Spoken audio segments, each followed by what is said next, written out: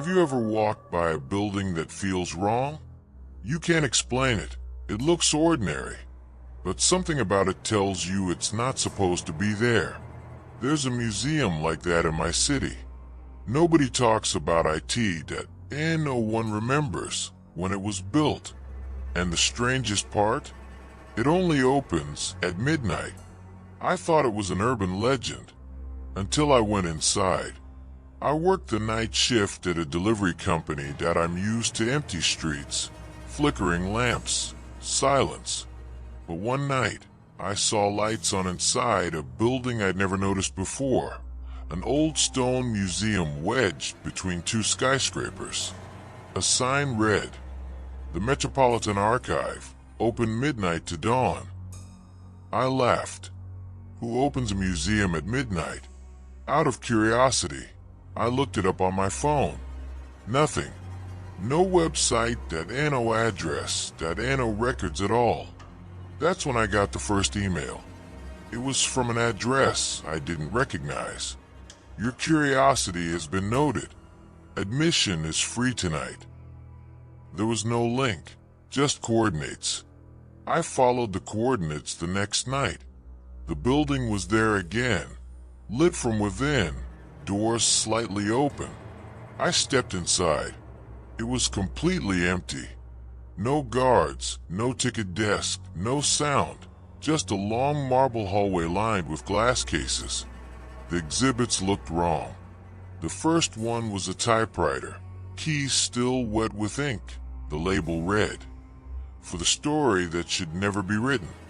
The next case had a single shoe, worn muddy, with a tag, "Recovered from a place that no longer exists." And then, I saw a display labeled with my full name.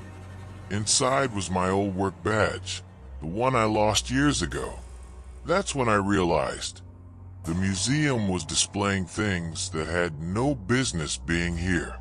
My things. I walked deeper into the halls. Each room had a theme: memory, silence, departure.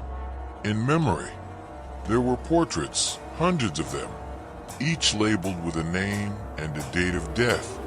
The most disturbing part, the portraits were all unfinished. Blank faces, just outlines, waiting to be completed. I kept walking until I reached a door that said staff only. The handle was warm. I pushed it open. Behind it was a massive room filled with glass coffins, arranged like museum displays. Inside each coffin lay a person, perfectly still, and above each one, a small plaque. The first one read, "Exhibit 47, the woman who tried to leave." The next, "Exhibit 48, the boy who looked too closely." The last one, "Exhibit 49, the visitor who came at midnight." I looked closer. The plaque was blank underneath, like space was waiting for a new name. I turned to run, but someone was standing in the doorway. A tall figure, face hidden under a black veil. "You shouldn't be here yet," they said softly. Their voice echoed like it came from far away. "What is this place?" I asked. The figure tilted their head. "A museum," they said, "for everything that time forgets." They stepped closer. "We collect stories, objects, memories, before they disappear." Their gloved hand reached toward me. "And tonight we add a new exhibit." I stumbled backward, hit the glass case. It shattered. Alarms blared, except no one moved. The figure just smiled and whispered, "You're already part of the collection." I ran through the halls. The exhibits started changing. The portraits now had faces, my face. The shoe was gone, my jacket was in its place. I reached the exit, pulled the door open. But outside it wasn't night anymore. It was the same street, only older.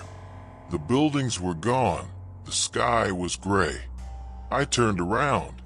And the museum wasn't there. I woke up in my apartment hours later. My phone had one new photo. It was me, lying inside a glass coffin. The timestamp read 12 a.m. If you ever see lights inside a museum that shouldn't exist, don't go in. They don't collect art.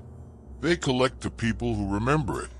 And sooner or later, someone will walk by and see your name on a plaque.